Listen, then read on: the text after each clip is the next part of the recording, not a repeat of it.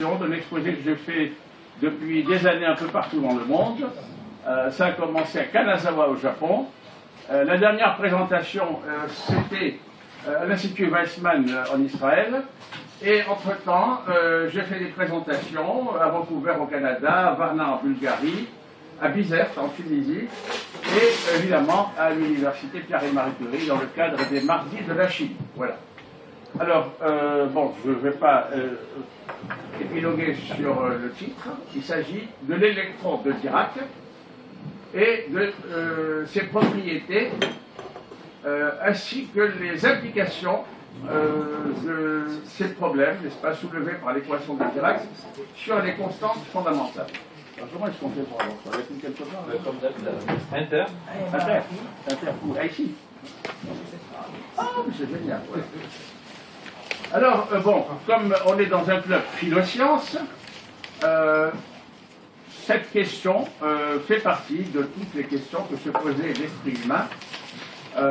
Qu'est-ce que la matière? Alors la matière, on sait que c'est d'abord de l'inertie, de la gravitation, puis autre chose. Qu'est-ce que la lumière? Alors l'énergie, la lumière contient de l'énergie, on sait bien que le soleil chauffe, de l'information, on sait bien que les câbles optiques peuvent transmettre de l'information, et puis encore autre chose. Qu'est-ce que la vie? Alors la vie, bon, elle est caractérisée par le fait de pouvoir se répliquer. Hein, les espèces vivantes se reproduisent, soit par duplication, soit par la voie sexuelle. L'évolution des individus, n'est-ce pas, ils naissent, ils grandissent, ils dépérissent, ils meurent, mais aussi des espèces. Et finalement, qu'est-ce que l'esprit? Alors dans l'esprit, il y a deux choses. Il y a la représentation du monde extérieur, et puis l'imagination qui peut aller au-delà du monde extérieur. Comment? Eh bien peut-être par un contact avec un monde invisible qui sous-tend le monde extérieur.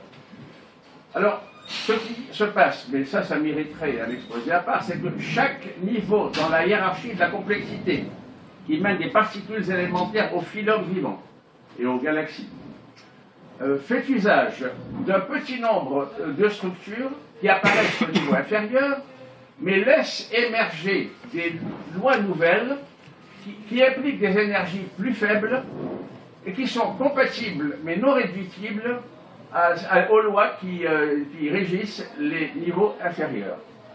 Par exemple, la vie fait intervenir des énergies beaucoup plus faibles que les processus physico-chimiques habituels, qui eux-mêmes font intervenir des énergies beaucoup plus faibles que les processus nucléaires et eux-mêmes que les variations de physique des particules. Alors, les attributs traditionnels de la matière sont d'abord, alors c'est le plus visible, l'opacité à la lumière. Ensuite, la résistance à la pénétration. Alors, ces deux propriétés de la matière sont comprises aujourd'hui comme étant des effets quantiques reliés à des interactions de structure moléculaire avec des champs électromagnétiques. Hein? Tout est quantique, hein, selon le titre récent du Science et Avenir. Voilà, donc il y a l'opacité et la résistance, et ces deux propriétés sont liées à des effets quantiques. Alors il y a aussi l'inertie à l'accélération ou à la décélération. Ça, c'est Galilée qui l'a découvert, parce qu'avant, on ne s'en rendait pas compte. On pensait que même un mouvement uniforme, il fallait qu'il y ait une sorte d'esprit qui le pousse. Pas du tout. C'est uniquement au niveau de l'accélération ou de la décélération qu'il faut appliquer une force. Et enfin, le poids dans un champ gravitationnel, ça c'est Newton évidemment, qui a bien expliqué tout ça. Il a expliqué que ce qui fait tomber la pomme, c'est la même force que celle qui fait tourner la Lune. Alors, ces deux propriétés de la masse, en fait, ont été corrélées dans la théorie de la relativité générale d'Einstein, qui implique, en fait, qui part du principe, entre autres, que la masse inertielle et la masse gravitationnelle sont équivalentes. C'était l'une des grandes questions d'histoire de l'ascenseur qui tombe, etc. Mais la théorie quantique n'a pas relié directement l'inertie et le poids jusqu'à ce qu'elle soit, disons, reliée à la théorie de la relativité par Dirac précisément.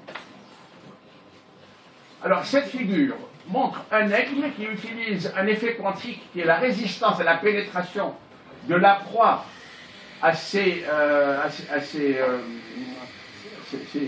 griffes et de l'air à ses ailes pour combattre la gravitation et l'inertie. Vous voyez, il attrape la casquette. Alors ça, il a juste trempé, il pensait que c'était une marmotte. Et d'ailleurs, vous verrez à la fin le personnage dont il a ôté la casquette de fourrure. Hein. Bon, il apparaîtra à la fin. Voilà, donc le fait qu'il puisse attraper la fourrure avec comment on dit, les serres, voilà, voilà, est un effet quantique, et le fait qu'il puisse surmonter la gravitation et l'inertie par ses ailes, c'est aussi un effet quantique. Là, vous avez toutes les propriétés de la matière qui sont là-dedans. Alors, je reviens en arrière, donc, à la théorie atomique de la matière, parce que maintenant, on va se concentrer sur la matière. Hein, la lumière, la vie, l'esprit, tout ça, bon, je les ai évoqués pour me placer dans un cadre, mais maintenant, on va se concentrer sur la matière. Alors, la théorie atomique de la matière, vous savez qu'elle remonte aux auteurs anciens, Épicure, Lucrèce, que petit à petit, depuis la Renaissance, on a montré qu'elle était compatible avec certains développements théoriques et expérimentaux, c'était Lavoisier, Dalton, et ça a été définitivement prouvé par l'explication quantitative du mouvement brownien, par Einstein, qui a établi les équations, et par Jean Perrin, donc, qui a fait des expériences. Ils ont eu tous deux le prix Nobel, évidemment. Alors, les premières mesures des propriétés électroniques ont été faites en 1897 dans un laboratoire de Cambridge, et celle des propriétés du proton en 1919. Maintenant, on est vraiment au XXe siècle. Et aujourd'hui, alors maintenant, on connaît des centaines de particules dites élémentaires et leurs antiparticules qui sont observées dans les accélérateurs modernes.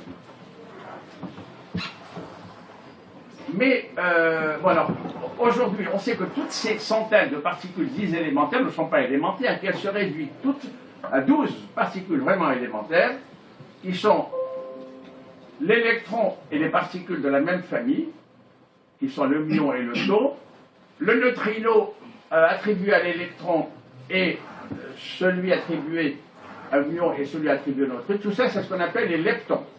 Et ils sont régis par, par l'électrodynamique quantique, disons. Alors il y a aussi des quarks qui eux, ont des charges fractionnaires et qui constituent, alors il y en a là aussi plusieurs familles, il y a les quarks up et les quarks down, avec 3 familles d'énergie croissante, et eux ils sont régis par ce qu'on appelle la chromodynamique quantique. Alors d'un côté, les interactions sont faites par le biais de bosons qui sont les photons, et de l'autre par le biais d'autres bosons qui sont les gluons. Ce sont des particules non chargées.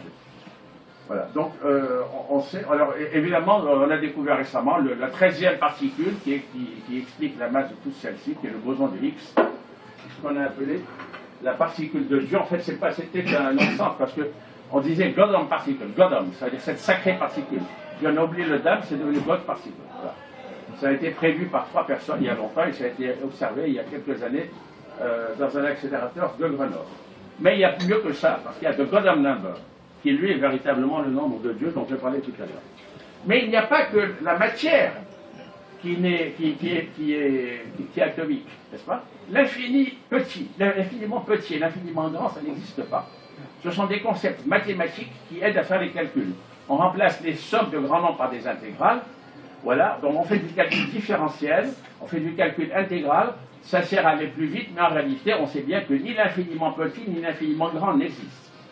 Les anciens, ils croyaient que ça existait, on sait maintenant que ça n'existe pas. Voilà, mais comme je l'ai dit, la matière est faite d'atomes qui sont eux-mêmes faits de particules, mais l'espace et le temps eux-mêmes sont quantifiés. Il ne peut pas exister de longueur plus courte que 10 puissance 35 mètres, qui est la longueur de Planck, et de durée plus courte que 10 puissance moins 40 la seconde, qui est la durée de Planck. Ça, c'est au niveau de la physique. Maintenant, au niveau de la psychologie, le temps psychologique aussi est quantifié. Mais l'atome de temps psychologique, c'est la demi-seconde. Alors que l'atome de temps physique, c'est 10 puissance moins 44 secondes. Alors, donc, voilà, on aura besoin plus tard de ces énergies, de ces unités de Planck. Alors maintenant, puisqu'il y a autant de particules dites élémentaires ou vraiment élémentaires, pourquoi se concentrer sur l'électron? Alors voilà ce que disait Einstein à propos de l'électron. Alors ici, je l'ai montré avec 2 de ses hobbies favoris. c'est passe-temps par contre. Par contre, il ne faut pas faire du franglais. Là, c'est le violon. Tous les grands scientifiques étaient musiciens. Hein. Et l'autre sur son vélo. Alors, c'est quelqu'un qui a eu l'occasion de rencontrer Einstein à Princeton, etc. Et Einstein lui demande What are you studying avec son accent allemand, etc. Voilà. Alors, il lui dit qu'il étudie la théorie quantique. Einstein dit Oh, waste of time, c'est une perte de temps. Alors, il va vers l'autre qui lui dit au contraire, ben, moi j'étudie expérimentalement les propriétés des pions, des particules dites élémentaires. Alors il s'est dit, bon, moi je fais de l'expérience, il va me prendre au sérieux. Et Einstein répond, Pions, ach, they don't understand the electron, why bother with pions? On ne comprend pas l'électron, pourquoi s'emmerder avec les pions? Voilà. Donc l'électron est resté un mystère très longtemps, et c'est un mystère pour plusieurs raisons. Premièrement, contrairement aux protons et aux neutrons, qui, comme je l'ai dit, sont constitués de quarks, l'électron est considéré comme étant une particule non composite et ponctuelle. D'où ce qu'on appelle les termes de contact de Darwin et de Fermi, les conditions de Cusp, je ne sais pas comment on dit en français, etc., en chimie quantique. Mais alors, comment se fait-il qu'il possède un spin, un moment angulaire de spin, c'est-à-dire intrinsèque, et un moment magnétique intrinsèque, qui est responsable de la plus grande partie du magnétisme macroscopique, y compris l'oxygène paramagnétique qu'on respire et les disques ferromagnétiques de nos ordinateurs. Tout ça, c'est dû au fait que l'électron a un spin et un moment. Comment ça se fait s'il est ponctuel et non composite? D'où ça sort? Alors, la réponse est donnée par l'équation de Dirac, mais cette même équation fournie pour la vitesse instantanée de l'électron, la vitesse de la lumière. Oh, c'est pas possible, on sait que c'est pas possible. Bon. Alors, comment se fait-il que la masse de l'électron n'aille pas jusqu'à l'infini? Et d'ailleurs, d'où vient la masse au repos elle-même? Voilà. Bon, donc, tout ça, c'est des problèmes qui font que l'électron lui-même reste un mystère. Alors, je reviens un peu en arrière, l'avènement de ce qu'on appelle la mécanique ondulatoire. En 1923, la lumière apparaissait comme faite de rayons obéissant au principe de Fermat, d'ondes obéissant aux équations de Maxwell, et de particules obéissant à la relation de Planck-Einstein, E égale h nu et P égale E sur C. Alors que la matière apparaissait comme faite de particules obéissant de façon équivalente le principe de Maupertuis ou les équations d'Hamilton.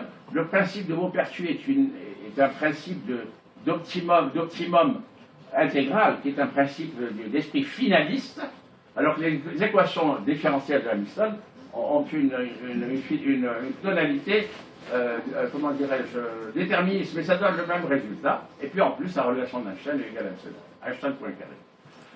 Maintenant, à travers une analyse précise des similarités entre les principes de Fermat et de Maupertuis, là il faut lire la thèse de De Broglie, c'est génial. Il avait du temps dans son château de Normandie. Hein.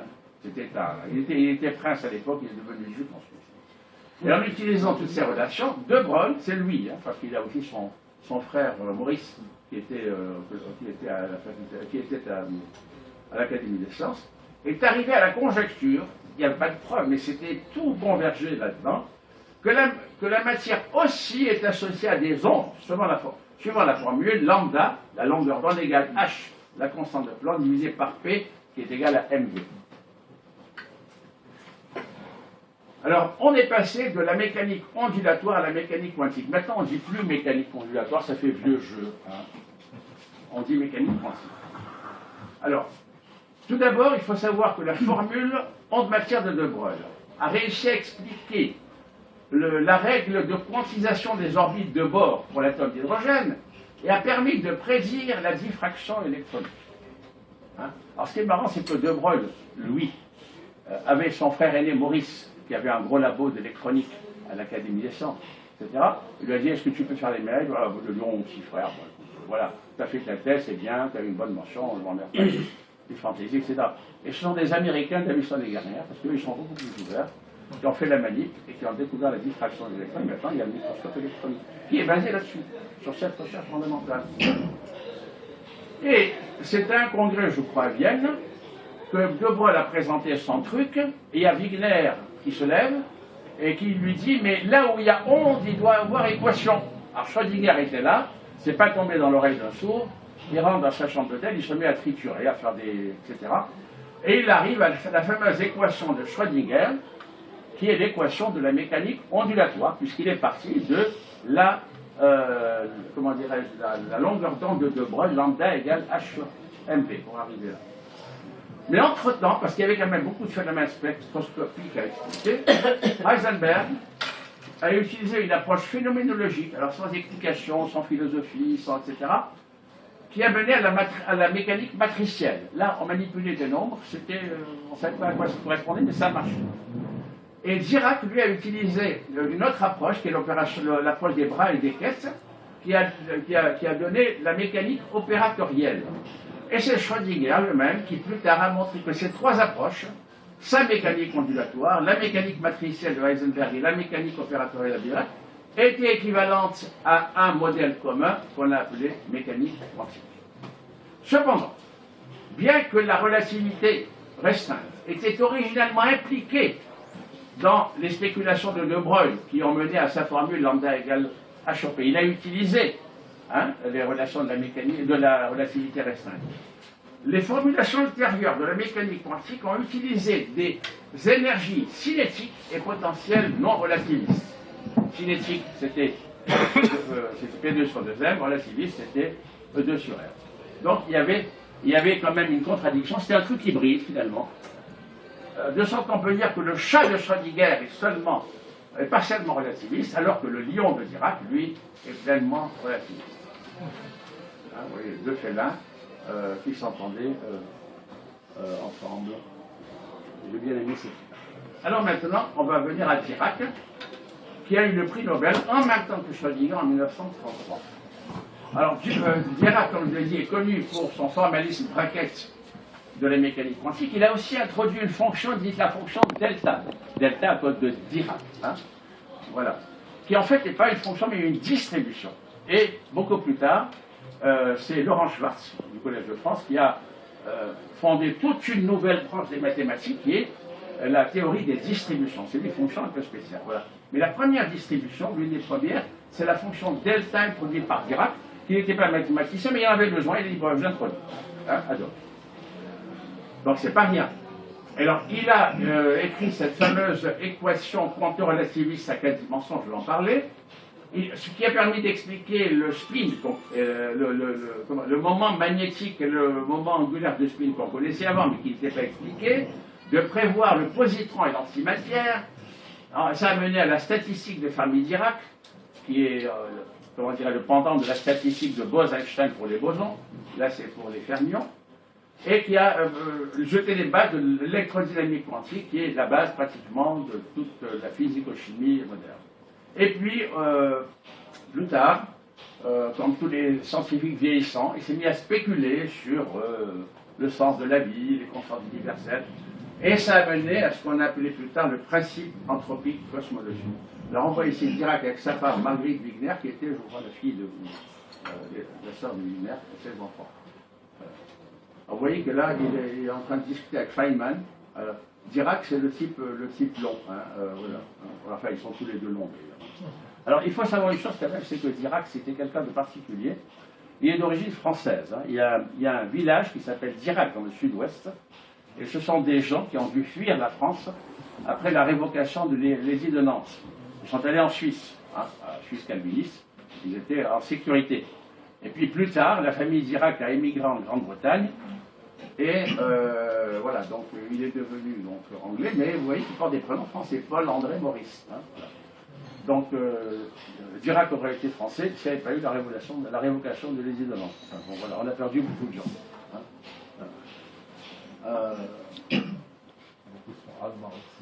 Comment? C'est pas où Dirac aussi. Non, mais il y a aussi autre chose. Enfin bon, je vais en parler après. Au comité Nobel, il y a une sorte de coterie de protestants d'origine française qui font obstacle à l'attribution de prix Nobel scientifique à tous les scientifiques catholiques français. Bon. Mais j'en parlerai après. Enfin, je pense, c'est une spéculation. Ils n'ont rien oublié. On appelle ça la théorie du complot. La théorie du complot, voilà. Alors maintenant, voilà. Alors maintenant, l'équation de Schrödinger, c'est la première. Vous voyez, P4, c'est IH bar D sur dt. Hein, c'est la forme symbolique de la dérivée par rapport au temps. Et P1, P2, P3, c'est la forme symbolique de IH bar, moins IH bar, D sur dx, D sur dy, D sur dz. Voilà. C'est une forme symbolique. Mais ce qui est important là-dedans, c'est que l'opérateur P4, qui est IH bar D sur dt, est linéaire dans le temps, alors que les opérateurs dans les variables d'espace sont quadratiques. Donc ce n'est pas vraiment une équation d'onde, mais c'est plutôt une équation de diffusion. Ça, c'est l'équation de Schrödinger. Alors Klein et Gordon ont essayé d'introduire la relativité, mais alors de façon stricte là-dedans. Hein. Et ils ont obtenu une équation relativiste, mais pas quantique. Pourquoi? Parce qu'elle est relativiste, parce que le temps et l'espace sont mis sur le même pied. Vous savez qu'en relativité, le temps et l'espace doivent être mis sur le même pied. Ça, c'est pas relativiste, parce que le temps est en dérivée première, l'espace en dérivée seconde. Là, ça va. Mais c'est pas quantique, parce qu'il faut que le temps soit en dérivée première pour pouvoir appliquer le principe de probabilité. Et en fait, pour des particules sans spin, et sans masse d'ailleurs, ça se réduit à une équation d'onde. C'est tout simplement une équation d'onde. Voilà. Et qu'est-ce que c'est le P0 là? Comment? Le P0, qu'est-ce que c'est? Ben, P0, alors P4, P0, ça correspond à la masse en fait. Hein. Voilà. C'est M0C. Alors P1, c'est IH bar D sur dx, D sur dy, D sur dy, moins IH bar D sur dy, ça c'est M0C. Il n'y a pas de dérivée ici, hein. Ça correspond à la... Alors si vous considérez que la masse est nulle, vous obtenez, si vous faites P0 égale 0, vous obtenez l'équation d'onde habituelle. Hein. Voilà. Alors qu'est-ce qu'il a fait Dirac? Alors Dirac, j'ai dit qu'il était d'origine franco-protestante, et ça, mais il avait une autre particularité, c'est qu'il souffrait du syndrome d'Asperger, paraît-il. Maintenant, bon, il y a des psychiatres, des psychanalystes qui sont penchés sur son cas. C'est une forme d'autisme affectif. Bon, voilà. Un type bizarre, mais comme beaucoup de gens d'ailleurs. Hein. Vous savez que Turing également, qui a décodé le fameux code Enigma des Allemands, était aussi autiste, enfin, ou Asperger. Et on dit qu'Einstein aussi souffrait du syndrome d'Asperger. Tous ces grands scientifiques sont souvent autistes. Hein. Voilà. Enfin, pas moi, j'espère, mais bon, en tout cas, Dirac, c'est clair, on a analysé son comportement, etc. Et voilà.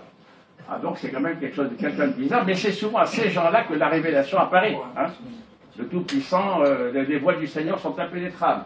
Et il était en train de comment dirais-je, de s'échauffer les méninges dans son collège d'Oxford un soir d'hiver en sirotant un whisky au coin du feu, en disant mais comment on peut arriver? C'est pas possible, c'est l'un ou l'autre.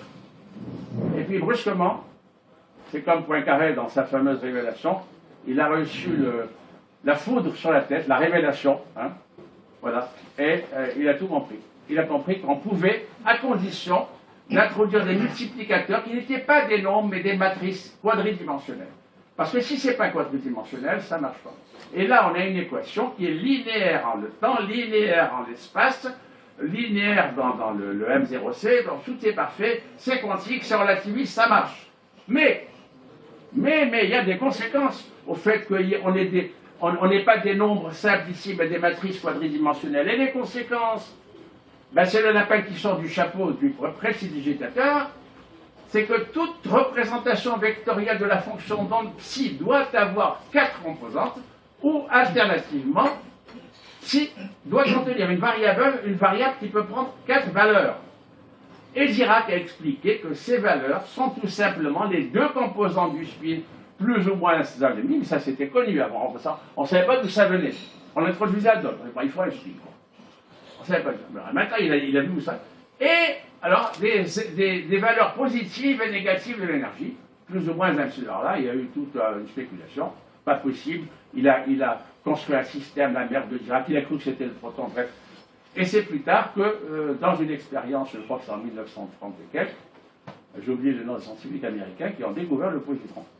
Alors là, donc, l'antimatière existe. Puis attends, on connaît les antiprotons et même les antihydrogènes, etc. Alors, l'existence du moment angulaire de spin apparaît ainsi comme inséparable de celle des états d'énergie négative, puisque tous les deux proviennent de la linéarisation d'une équation d'onde qui implique une forme quadratique de l'énergie. Voilà. C'est en cherchant la quadrature du cercle, qu'il a fait sortir deux lapins du chapeau, un qui était connu, le spin, et un qui n'était pas connu, l'antimatière. Alors, le spin, ça implique un mouvement interne. Alors, le moment angulaire de spin implique en particulier un moment magnétique de spin. De spin, ça veut dire de toupie, hein, de mouvement interne, puisque c'est une charge d'électron. Une charge à mouvement implique un moment magnétique. Alors que le mouvement orbital de l'électron autour du noyau, du proton par exemple, implique un moment angulaire et un moment magnétique orbital. Mais là, c'est autre chose. Alors ensuite, je vais en parler. Il y a le Zitterbewegung en allemand, ça veut dire comportement de tremblement, hein, c'est la vibration, qui est précisément la vitesse de la lumière. Il faut la comparer au mouvement externe qui lui se fait à vélocité inertielle, c'est-à-dire inférieure à celle de la lumière. Et enfin, la longueur d'onde Compton, qui avait été découverte bien avant, hein, c'est l'effet Compton, c'est la, comment dirais-je, la diffusion inélastique des photons durs sur des électrons dans des solides, l'effet Compton, c'était avant De Broglie, hein, qui, elle, est différente de la longueur d'onde de De Broglie dont j'ai parlé tout à l'heure, et il y a des relations harmoniques, si vous laissez, elles impliquent des relations harmoniques entre les différents rayons qu'on peut définir pour l'électron. Bon, alors, le moment magnétique et le moment cinétique intrinsèque de l'électron étaient connus avant. Bon, je ne vais pas entrer dans les détails. Le spin de l'électron est entré en mécanique quantique de deux façons différentes. Par la, comment dirais-je, la division des lignes spectrales des atomes par un champ magnétique et par les déflexions des trajectoires des atomes par un champ magnétique inhomogène, qui tous deux impliquaient un moment magnétique intrinsèque interagissant avec le champ externe. Mais aussi par l'existence d'une variable dynamique interne satisfaisant des conditions de symétrie non énergétique. La statistique de Fermi-Dirac pour les systèmes de particules de spin de mets entiers identiques, ceci résultant dans l'antisymétrie totale de la fonction d'onde que les chimistes connaissent bien. Les deux propriétés furent élucidées par Dirac à partir de son équation. Alors, le moment magnétique de spin, mais ça c'est un peu mathématique, comme il n'y a pas beaucoup de temps, je vais peut-être me limiter aux aspects un peu philosophiques. Hein. Voilà. Alors, ce qui est important de savoir quand même, c'est que le moment magnétique de spin apparaît ici comme un terme supplémentaire aux termes habituels du hamiltonien. Brusquement, on voit sortir comme un pigeon d'un chapeau un terme que j'ai mis en rouge et qui est l'interaction du moment magnétique de spin avec un champ extérieur. De même pour le moment cinétique de spin, là aussi, bon, il y a des équations, et puis on s'aperçoit que le moment cinétique angulaire, c'est le moment mécanique, c'est pas le moment magnétique, tout seul n'est pas une constante du mouvement, puisque sa dérivée par rapport au temps n'est pas nulle. Mais si on lui ajoute un truc en plus, ça s'annule. Donc c'est la somme des deux qui est une constante du mouvement. Là aussi, ça sort comme la pigeon d'un chapeau. C'est marrant parce que l'équation de Dirac, avec ses matrices à 4 dimensions, elle fait sortir un truc, hein, comme un pigeon d'un chapeau. Alors Dirac a interprété ce résultat comme signifiant que l'électron a un moment cinétique de spin, qui était donné ici, qui doit être ajouté à son moment cinétique orbital pour donner une constante du mouvement. Bon, etc.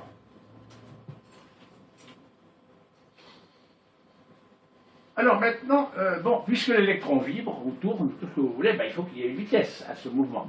L'électron, il se déplace. Dans un téléviseur, les électrons frappent un écran cathodique à une vitesse qui est rapide, mais qui n'est pas celle de la lumière, évidemment. Mais là, la vitesse de rotation, quelle est cette vitesse de rotation? Eh bien là, c'est Schrödinger qui a fait le calcul et qui s'aperçoit que la vitesse de rotation de l'électron, enfin de rotation, de vibration, c'est la vitesse de la lumière. Ah ah. Alors là, il y a quelque chose qui ne va pas. Comment est-ce possible? Le photon, on sait qu'il va à la vitesse de la lumière, mais c'est une trajectoire linéaire, 300 000 km à la seconde. Mais l'électron, il a une masse et il tourne. Ah, comment ça? Ah ben ça, mystère, hein, voilà. Alors c'est Schrödinger qui a expliqué ça encore, toujours lui. Alors Schrödinger, bon, j'ai déjà dit que c'est l'équation d'onde, la première équation d'onde. Il a introduit et expliqué le Twitter-Bevegung dont je vais parler, le champ quantique, les phénomènes d'implication qu'on appelle entanglement, intrication, voilà. Et c'est marrant, des fois je me dis comment on dit ça en français. Alors qu'avant je me dis comment on dit ça en anglais. Et alors il a écrit un fameux bouquin, toujours à la fin de sa vie. Bon, les scientifiques, ils se lancent dans les grands problèmes. What is life? Et il a montré que la vie est un phénomène quantique à l'échelle macroscopique. Tout est quantique. C'est lui qui a montré ça. Et ceux qui ont découvert la structure de l'ADN disent, reconnaissent qu'ils ont été inspirés par cet ouvrage de Schrödinger. Alors, c'est un type assez bizarre, Schrödinger. Hein. C'est un type qui a plutôt des tendances au bouddhisme, etc. Et dans les années, lorsqu'il y a eu, après l'Anschluss, il y a des scientifiques anglais qui sont venus le voir. Ils cherchaient à récupérer des savants juifs persécutés en Allemagne, en Autriche. Ils sont allés voir Schrödinger, et Schrödinger a dit, tiens, il y a mon assistant, il est juif, il vaut mieux qu'il aille en Allemagne avant que ça barre pour lui. Mais en réalité, alors il a dit, mais j'aimerais bien l'accompagner. En réalité, ce qu'il y a, c'est qu'il était, en fait, c'était l'amant de la femme de son assistant, et arrivé en Angleterre, en fait, il avait deux femmes, si on peut dire, sa femme officielle Anne-Marie, et celle de son collègue, Hildemarche. Il avait eu un enfant de chacune des deux. Mais en Angleterre, c'était pas bien à l'époque. Hein, c'est quand même un pays puritain, victorien. Bon, on lui a dit, écoutez, ça se fait pas. Donc il a failli retourner en Autriche. Finalement, il est allé en Irlande. Et la collection de ses papiers, bon, l'Irlande catholique, bon, hein, ça va. Hein, il y a des accommodements avec le ciel. Ils ont bien tué, Comment Ils ont bien tué Turing. Comment Alan Turing. Turing. Turing, oui. Oui, bon. Non, mais Turing, c'est beaucoup plus tard. Alors, j'avance, ça, parce que c'est pas que ça trop long. Alors, le Twitter-Bevegung, là encore, c'est toujours un truc qui sort, voilà, c'est un terme spécial, voilà. Donc, Schrödinger, il étudie l'équation de Dirac, il la met sous forme de Heisenberg, parce qu'on peut la mettre sous forme de Schrödinger dans un espace donné, ou sous forme de Heisenberg dans un autre espace. Bon. Il élimine des trucs, etc. Puis, bon, finalement, il calcule la vitesse, enfin, comment dirais-je, l'opérateur vitesse, et il s'aperçoit qu'il y a deux termes. Il y a un terme qui correspond à la vitesse habituelle du paquet d'ondes de l'électron, n'est-ce pas, voilà, hein, qui donne mv, hein, à la limite, et un truc de plus qui lui est un mouvement vibratoire avec une fréquence égale à 2m0c2 sur h. Alors l'énergie divisée par la constante de Planck, c'est une fréquence, comme vous savez, mais ici ce qui apparaît, c'est quand même 2 fois l'énergie de l'électron, et ce mouvement se fait dans un rayon qui est précisément le rayon de Compton, découvert par l'effet Compton des années avant. Voilà, donc on retrouve notre ami le rayon de Compton, Rc égale h bar sur 2m0c, et on découvre qu'il y a une fréquence interne qui est égale à 2m0c2 sur h. Rappelez-vous ces deux relations. Voilà, alors donc, bon, ça je rappelle que De Broglie a introduit la longueur d'onde de De Broglie qui est h sur mv, où v est la particule, la vitesse de la particule, et Compton qui a introduit la longueur d'onde lambda c égale h sur m 0c, qui ne dépend que de la masse au zéro, c étant la vitesse de la lumière.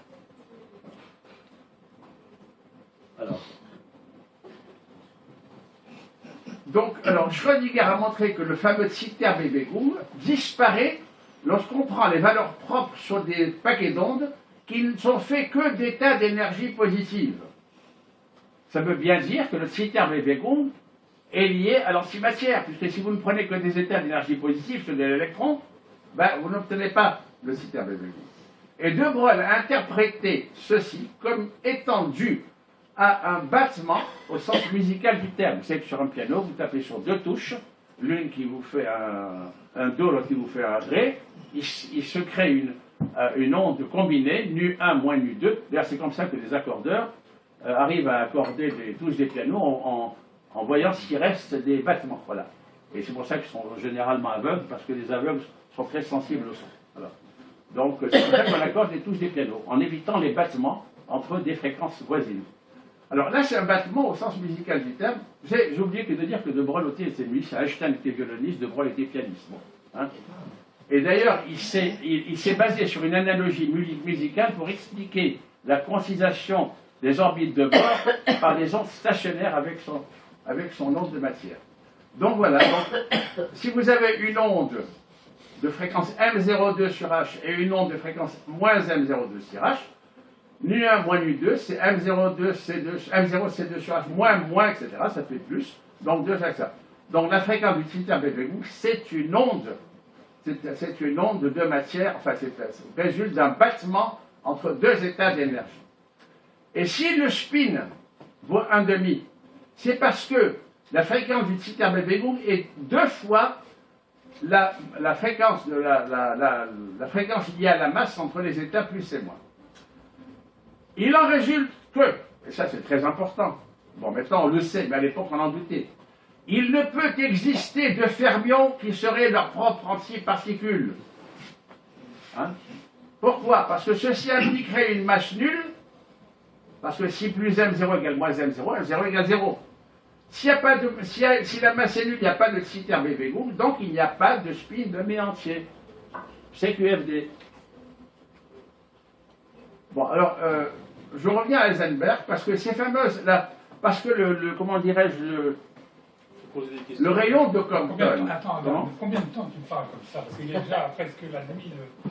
Si on ne peut pas poser des questions, ça présente strictement. Il y a un conférencier, il y a une présidente. Il faut que tu limites ta conférence à un certain temps. Voilà, le temps. Et lui, dès qu'il est parti, on est parti tellement. D'accord. Francis, laisse-le terminer, écoute. Avant qu'il termine. Non, mais il a un temps, Quel est son qui temps lui a été donné. C'est chronométré pour durer 1 heure. Voilà. Donc, voilà. Alors, ce qu'il faut savoir, c'est que la fameuse relation qui donne le rayon Compton, ce n'est autre que la relation de Heisenberg, et que la fameuse relation qui donne, le temps qui est l'inverse de la fréquence de Zitterbewegung, c'est aussi une relation de Heisenberg. Ça, c'est entre l'impulsion et la position, ça, c'est entre l'énergie et le temps. Donc, ce n'est que des relations de Heisenberg, finalement. Bon, alors là, je passe, parce que c'est quand même assez technique.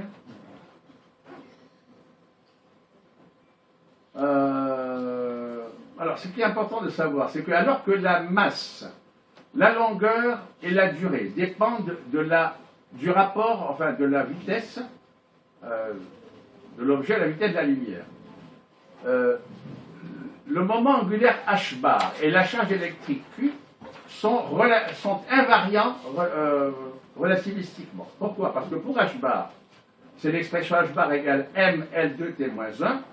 Voilà, donc ça s'annule, je veux dire, m varie de certaine façon, L, etc.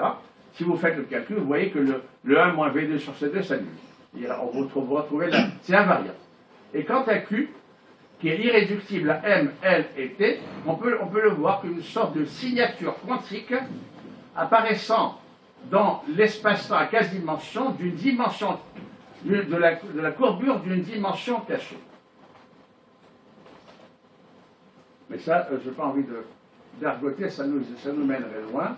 Ce qui serait bien, c'est qu'on puisse discuter Alors, d'un point de vue philosophique. Maintenant, alors ça c'est important. Si la masse résulte du spin, si le spin résulte de Zitterbewegung, et si le Zitterbewegung résulte d'un battement d'onde entre matière et antimatière, alors il peut y avoir deux matières sans antimatière.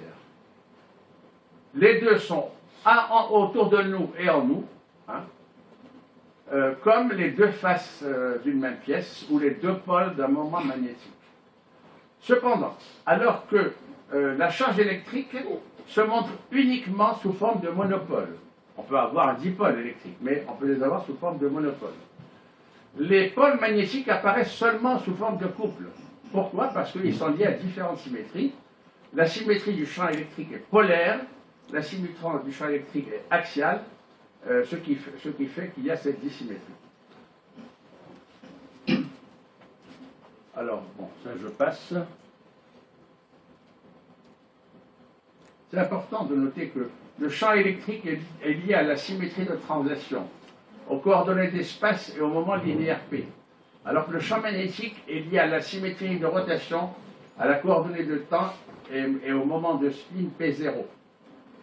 Voilà, donc homogénéité de l'espace est liée à conservation de P, homogénéité du temps est liée à conservation de P4, c'est-à-dire l'énergie, et isotropie de l'espace-temps, pas d'espace ou du temps tout seul, hein, en mécanique relativiste, à la conservation du moment L plus S, les deux étant inséparables, comme l'ont montré les équations. Voilà, donc le Zitterbewegung, c'est ce qui relie un électron réel et un positron virtuel, leur spin et leur masse résultant du battement entre les deux ondes.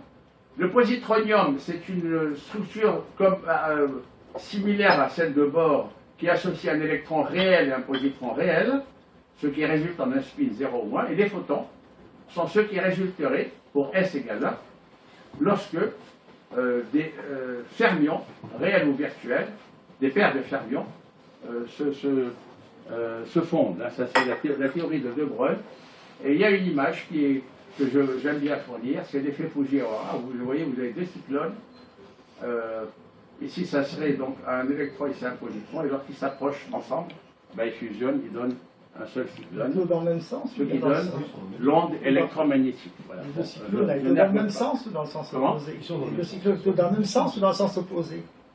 On va discuter ça après. Francis est pressé. Mais non, Mais c'est vrai que ça fait presque une heure. Hein. ça fait presque arrivé au fond. Non, mais je vais couper l'affaire. Alors ça, c'est plus important. Voilà, maintenant, alors, je voulais parler quand même des constantes fondamentales, parce que ce que j'ai présenté... Ah ouais? On est venu pour ça, alors Voilà. Bon, Francis, tu feras tes commentaires après. Hein. Alors, il est lourd. ce que... là, j'ai perdu 3 minutes à cause de c'était en chant et conduit. Je suis désolé. Alors, donc j'ai 3 minutes de plus. Prolongation. Même 5 minutes. Voilà, d'accord, ok. Donc, avec les intérêts.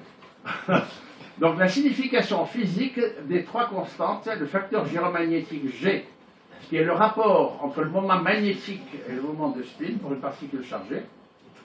La constante de structure fine alpha, en fait son inverse A, qui peut être vue comme la force de l'interaction électrique entre deux particules chargées. Alors j'ai cité les noms des gens qui les ont introduites. Et l'invariant gravitationnel delta, ou plutôt son inverse D, qui exprime la force de l'interaction gravitationnelle entre les particules massives, introduite par Clare-Héries et améliorée par Marmioni et Sanchez. Tiens, ça te plaît là? On peut s'étendre là peut-être. Là, il va me dire. Alors, ces trois constantes apparaissent comme très voisines, mais avec des déviations significatives, des nombres entiers 2 pour G, 137 pour A, et 2 puissance 137 pour D. 2 puissance 127, pardon. Alors, le facteur gyromagnétique a été introduit par Dirac, en fait, bon. Et aussi bien la théorie et l'expérience, la théorie c'est celle de Dirac, l'expérience c'est les expériences qui ont été faites, montrent que cette valeur est très voisine de 2. Alors, pour Dirac, l'équation de Young donne 2, tout court, hein, c'est à cause du spin 1,5.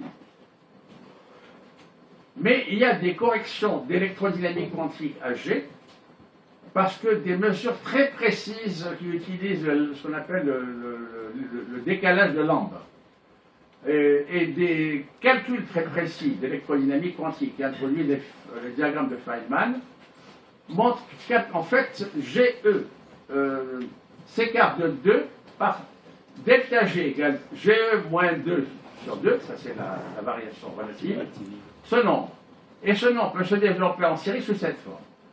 Et ça, c'est précis par une part par milliard, hein, one part per billion, one part par milliard. Où A est la constante de structure, c'est l'inverse de la constante de structure fine, qui vaut presque 137. Alors, c'est quand même des calculs extrêmement complexes, hein, puisque le premier terme a été comment dirais-je, démontré par Schwinger, qui n'est pas n'importe qui, en 1948, le deuxième par Peterman en 1957, et le troisième par Laporta en 1987. Vous voyez que ça a mis un demi-siècle pour introduire ces trois termes. Hein, voilà. Pour introduire ces 3 termes du développement en série de cette variation. Mais il existe des corrections, d'autres corrections de G qui sont dues à la taille finie de la charge qui tourne dans un rayon Compton. Bon, alors ça, c'est Demelt qui l'a montré en 1989, il a le prix Nobel d'ailleurs, qui a montré que même, si on élimine ces corrections d'électrodynamique quantique, il reste quand même un petit chouïa qui, lui, ne s'explique pas par les diagrammes de Feynman. Et ça a été interprété en attribuant à la charge ponctuelle de Dirac une taille finie, mais minuscule, qui est de 10 puissance moins 22 mètres. Voilà, on n'est pas loin de la limite de Planck, qui est, je ne sais plus, 10 puissance... c'est moins 35. Moins 35. C'est très loin. Voilà, c'est très loin. Alors, donc, il faut savoir que le diamètre Compton, c'est 10 puissance moins 13. Les rayons classiques, c'est 10 puissance moins 15. Et le diamètre gravitationnel, qui est purement théorique, qui en fait, il est en dessous de la longueur de Planck, c'est 10 puissance moins 57. Voilà. Alors maintenant, je passe à la constante de structure fine alpha, qui a été introduite, disons essentiellement par Sommerfeld en 1916, pour exprimer les doublements relativistes des lignes spectrales d'atomes hydrogénoïdes. Voilà, donc on voit qu'il y a une formule assez compliquée, et alpha vient ici. Alpha est égal à KE2 sur H bar C, et vaut cette valeur. C'est une quantité sans dimension. Et son inverse, A, mesure aussi bien la vélocité, la vitesse de la lumière en unité atomique que, comment dirais-je, la charge électrique en unité de Planck. Oui. E, c'est la charge de l'électron, QP, c'est la charge de Planck, E sur QP, c'est A au carré. Voilà. Donc c'est vraiment une grandeur qui exprime, qui est liée à l'électricité et à la force électrique. Bon, ça, je passe. Alors, maintenant, Eddington donc, a introduit une constante électrique 137, donc qui est l'inverse de A, hein, et qui est très proche du nombre premier 137. Alors, Eddington lui a donné une signification beaucoup plus théorique, mais en réalité, bon, ça apparaît comme un nombre spécial, mais ce n'est pas tellement spécial, puisqu'il n'est valable que dans notre monde de basse énergie, à l'énergie d'un boson W, qui est 80 gigaélectronvolts, alpha A décroît vers 128, et à l'énergie de grande unification, il se confond avec des constantes similaires définissant les interactions fortes et faibles. Alors AE, hein, qui est la force électrique, est à peu près égal à AW qui est la force faible et à S qui est la force forte. Ça, c'est au niveau de la grande unification. Donc, c'est 137 à la limite de notre monde des énergies faibles. Alors ici encore, bon, il y a A s'écarte de 137 par 0,3 par millier, voilà. Hein. Et moi, j'ai proposé donc une expansion, mais ça, je ne l'ai pas proposé en utilisant le diagramme de Feynman, mais simplement par des calculs, bon, de façon empirique, un développement de GE, alors un développement qui est similaire à celui qui a été dérivé de façon très complexe pour GE. Delta A. Alors delta, c'est quoi? Delta, c'est A moins 137 sur 137, ça vaut ça. Il est 1,5 de pi sur 137 au carré, moins 9/16 de pi, voilà. Et ça, c'est valable à 0,4 parties par milliard. Donc c'est encore plus précis que le développement. Le problème, c'est que moi, c'est empirique, il n'y a pas d'explication. Voilà. Alors maintenant, il y a un véritable culte qui s'est instauré autour de alpha et de 137. Et je pense que Francis n'est pas étranger à ce culte. Alors je cite Richard Feynman qui dit « Ça a été un mystère depuis qu'il a été découvert, etc. » Voilà. « It is the greatest damn mystery, the damn... » etc. Bon, Feynman, c'est pas n'importe qui. Il dit « C'est l'un des plus grands mystères de la science de savoir qu'un nombre sans dimension, c'est-à-dire qui ne dépend pas des unités, vaut à peu près 137. » Voilà. Alors, il y a beaucoup de gens qui sont devenus presque fous avec ça. Il y a eu Pauli, Jung, Heisenberg, Eddington, etc. Il y en a d'autres. Donc, alors, qu'est-ce qu'il a de particulier, ce nombre? Ben, d'abord, il a un grand nombre de propriétés numériques très particulières. C'est le 33e nombre premier. C'est un nombre premier super additif en base 10. C'est un nombre premier. Bon, hein, voilà. Alors, c'est un nombre de Chen, un nombre de Stern, un nombre d'Eisenstein, d'Euler, de Pythagore, voilà, etc. Bon, et alors ça, c'est Sanchez. C'est un nombre, j'ai dit ça pour qu'il me laisse un peu plus de temps. Alors, c'est un centre, je suis désolé, mais bon, si je traduis, ça ira 2 fois plus longtemps. Voilà, donc tout le monde voit ce que ça veut dire. Il a des tas de propriétés arithmétiques particulières. Et plus important encore, il intervient dans les séries, la série harmonique et dans la série catalane. La série harmonique, c'est ça. C'est 1, 3 demi, 11 sixième, 25 dixième, etc.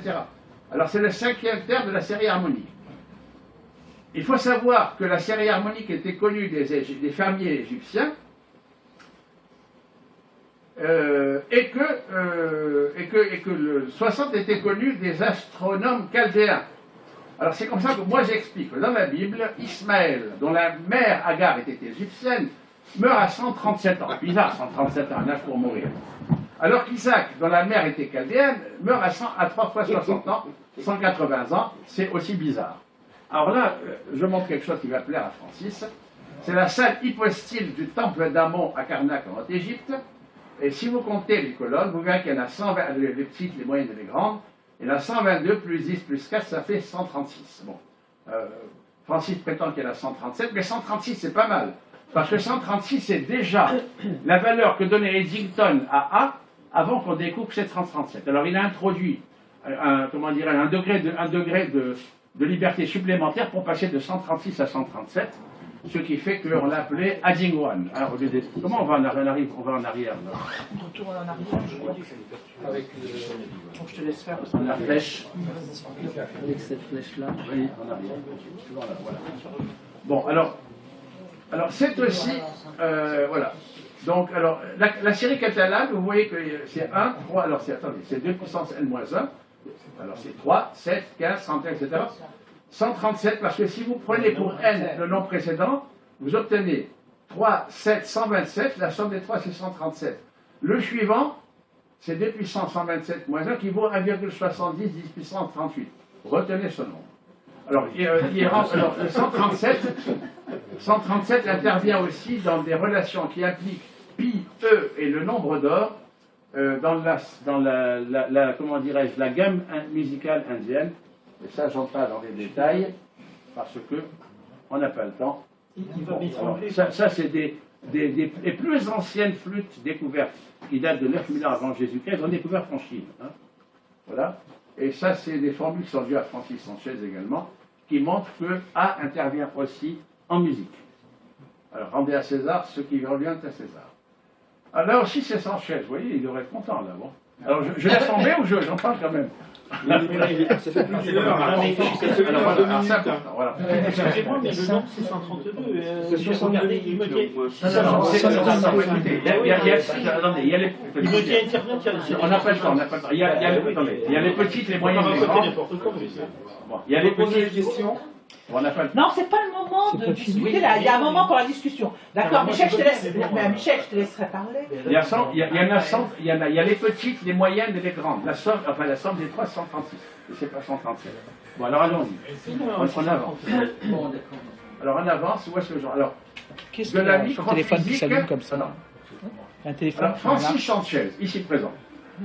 Voilà. Il est allé encore plus loin en reliant certaines particularités en microphysique, en biologie, en cosmologie à un principe holique. Voilà. Bon, je passe sur les premières parties, ça ne m'intéresse pas. Ce qui est plus intéressant, c'est que, comme vous le savez, chaque aminoacide est codé par 3 paires de bases nucléotidiques, AT ou GC.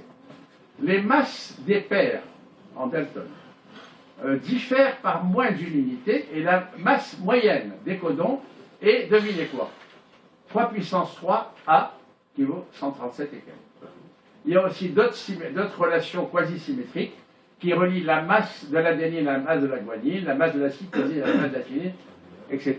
Bon, alors, ici, vous avez les formules, les symboles et les masses, vous voyez, divisées par la masse de l'hydrogène. Ce n'est pas le Dalton, mais c'est à peu près équivalent. Ouais, vous voyez que alors, si vous faites les sommes, vous retombez donc sur cette formule.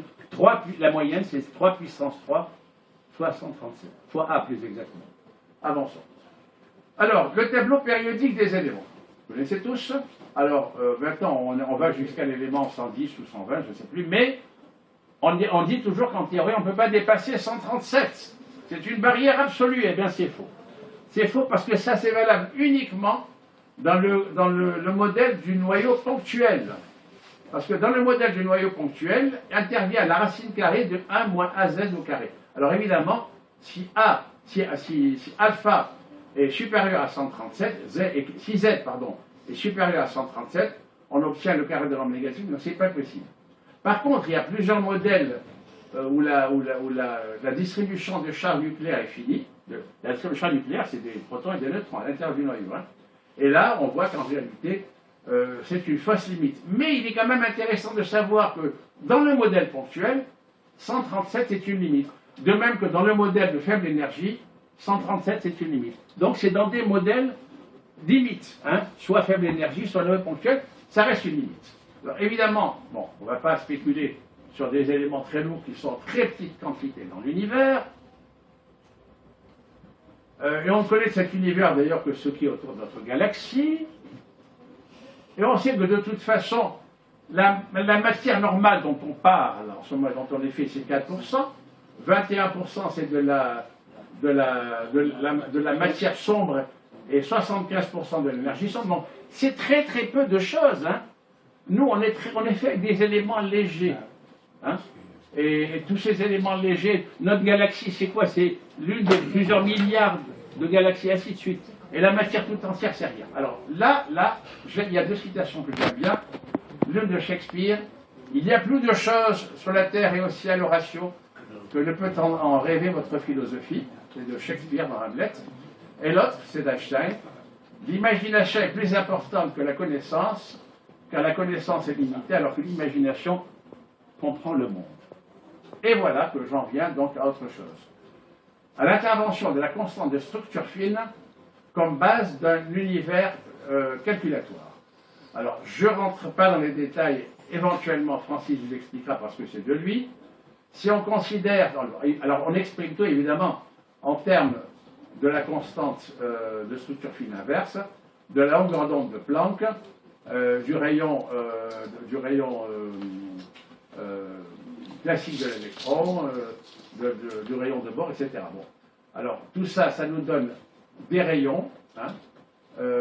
Bon, alors l'entropie de Wigler-Hawkins nous donne cette formule, en considérant que le dire c'est une sorte d'hologramme du volume.